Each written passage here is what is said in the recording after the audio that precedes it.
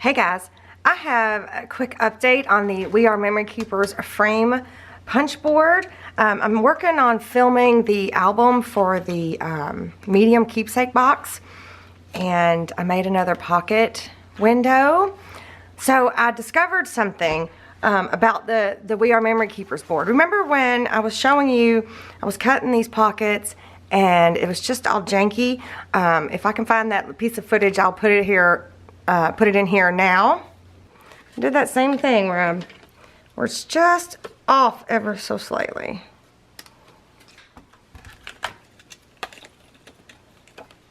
I want to try to show you a close-up. As you can see, the edges there, they're not, it wasn't exactly perfect. See, I've got a little bit of, but the edges were just, I could not get a clean cut.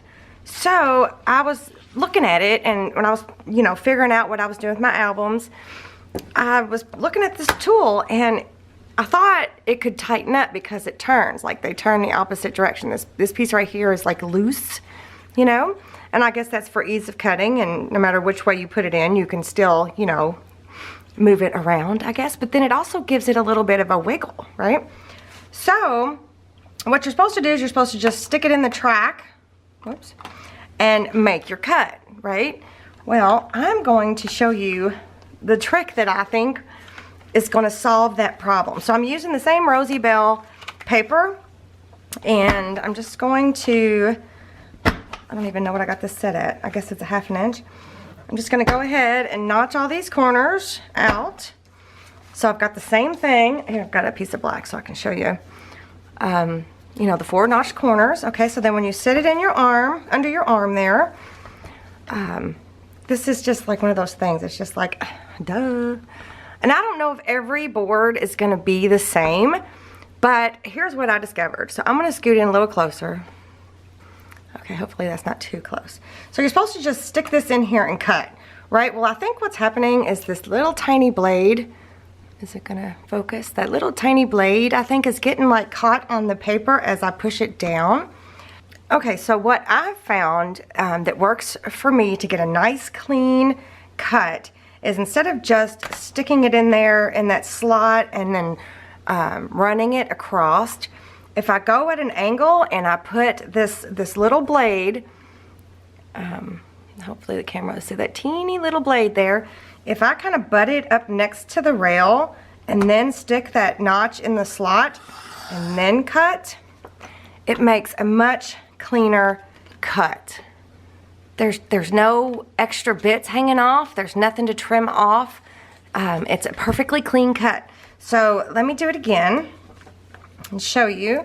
So I'm just going to go at an angle and then touch the arm with the blade and then slide that notch into the rail there, and then I'm just gonna slice. I'll show you again. No bits to cut off. All right, let's try it again. I'm so excited about this because I can deal with having to cut those little pieces off, but if I don't have to, right, why would I want to?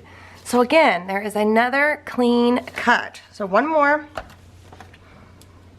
All right, so I'm going to butt that, whoops. I'm going to butt the blade up against the rail there. Make sure I'm in the slot that I made.